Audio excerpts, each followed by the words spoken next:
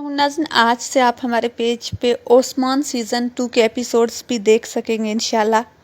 इस एपिसोड के आगाज़ में आप देखेंगे कि ओस्मान अर्तुगरुल से मिलने के लिए बहुत ही पुरजोश होकर जा रहा होता है, लेकिन जैसे वो उस जगह पर पहुंचता है तो कोस्किन और उसके आदमी उस पर हमला कर देते हैं।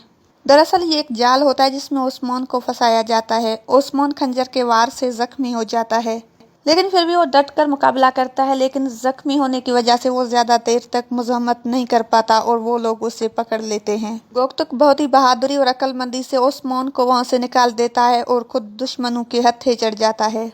वो लोग उसे पकड़ लेते हैं और मारने लगते हैं। उसके बाद वो लोग उसे वहां से लेकर रवाना हो जाते हैं।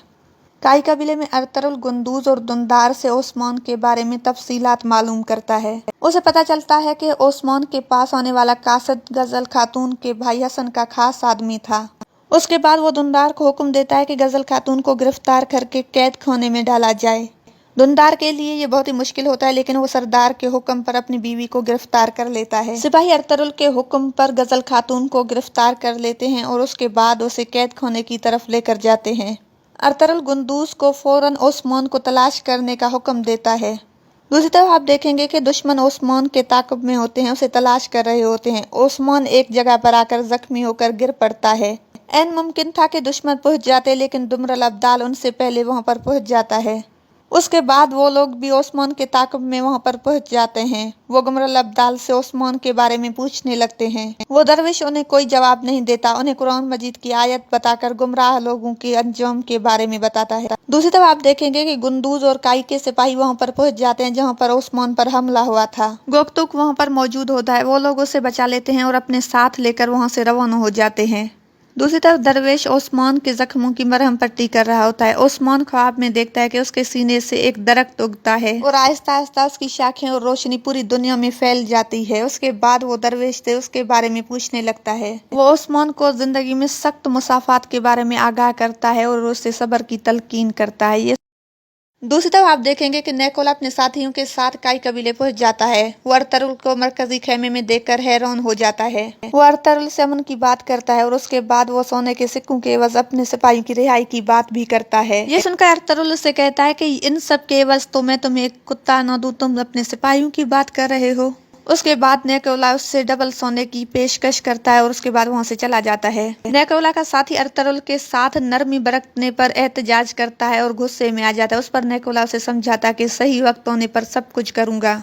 दूसरी तरफ आप देखेंगे कि सोगूत बाजार में वबा फैलाने की कोशिश की जा रही होती है। गुंचा खातून हर तरफ मुर्दा चूहे देकर परेशान हो जाती है। उसके बाद वो वबा के खदशात से दुंदार और बाला खातून को आगाह करती है।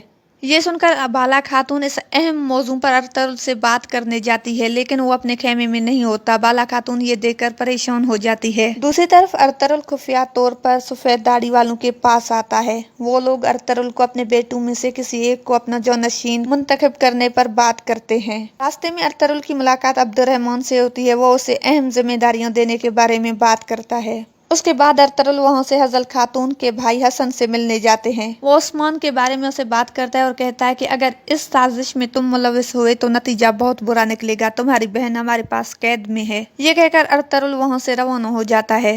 दूसरी तरफ आप देखेंगे कि नेकोला खाना खा रहा होता है और अपने साथी से पूछता है कि उड़ती हुई आग कब पहुंचेगी। उस पर वो कहता है कि बहुत जल्द। ये सुनकर नेकोला बहुत खुश हो जाता है और कहता है कि शाबाश। दूसरी तरफ सावजी अपनी अहलिया के साथ काई कबीले पहुंच जाता है। बाला खातून उन्हें खुशामदीद कहकर हालात से आगाह करती है। सावजी को शेख हदाबाली के दरवेश ने उड़ती आग के बारे में बता दिया था। उसके बाद सावजी अपनी बहादुरी और अक्लमंदी से उस उड़ती हुई आग को रास्ते में ही पकड़ लेता है और उसे वहीं पर खत्म कर देता है। दूसरी तरफ आप देखेंगे कि ओस्मान काफी हद तक ठीक हो जाता है और वहां पर वो कोस्किन के साथियों पर हमला कर देता है और कोस्किन के साथ उन्हें पकड़ लेता है। गुंदूज भी अपने साथियों के साथ वहां पर पहुंच जाता है। ओस्मान को सलामत देकर बहुत खुश होता है। वो लोग कोस्किन को मारते हैं और उसके आका के बारे में उससे पूछने लगते हैं। बहुत मारने के बाद भी वो अपनी जबान नहीं खोलता। उसके बाद ओस्मान अपने साथियों को एक मंसूबे के तहत आपस में लड़वाता है और उससे फरार होने का मौका देता है। वो जैसे ही लड़ाई में पड़ते हैं ये फरार होने की कोशिश करता है। उसके बाद गोक्तुक उसका पीछा करता है। वो एक ऐसी जगह पर आता है जहाँ पर मंगोल और गजल खातून का भाई हसन मौजूद होते हैं। उसके बाद गोक्तुक ओस्मान और उसके साथियों को लेकर वहां पर पहुंच जाता है, लेकिन वो जैसे ही वहां पर पहुंचते हैं तो उन्हें सिर्फ मंगोलों की लाशें दिखाई देती हैं। یہ دیکھ کر عثمان حیران ہو جاتا ہے اور یہاں پر اس ایپیسوڈ کا اختتام ہوتا ہے۔ ویڈیو پسند آئے تو لائک شیئر ضرور کریں، اپنا بہت زیادہ خیال رکھیں، اللہ حافظ۔